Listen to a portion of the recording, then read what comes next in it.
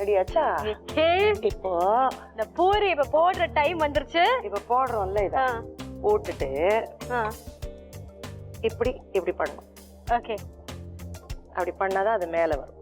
ஓ, அப்படி பண்ணணும். அதுலயும் ஒரு டெக்னிக் இருக்கு. ஆமா, டெஃபினட்டா இருக்கு. இப்படி பண்ணிட்டு அப்படி பண்ணிட்டு பொங்கறது பாத்தீங்களா? ஆமா, நல்ல உப்பி வருது. இப்போ அத திருப்பிட்டு அத ஒண்ணும் பண்ண கூடாது. அப்படியே ஒரு பிரஷர் கொடுத்து அப்படியே பிடிச்சிட்டு இருக்கணும். ஓகே, அப்ப அந்த சைடு ஆயிடும். ஓகே, இப்போ இத எடுத்து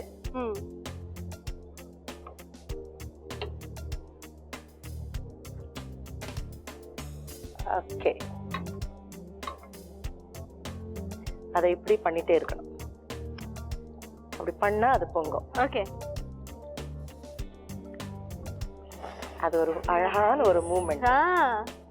அதுவும் அது வந்து அழகா ரியாக்ட் பண்ற அந்த பூரி இத பார்த்து.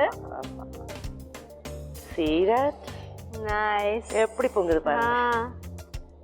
இது பொங்கிட்டா ஐயோ, பொங்கிட்டா ஐயோ, பியூட்டிஃபுல். இப்படி திருப்பி அத அப்படியே ஹோல்ட் பண்ணி அத அப்படியே அந்த சைடா இருக்கு. Nice nice nice. இது லவ்லி டெக்னிக். ஆமா, இத நான் போடுறேன். அந்த மாதிரி நீங்க பண்ணுங்க. அழுத்த கூடாது, ஜஸ்ட் லைட்டா. See that? Yeah. See that?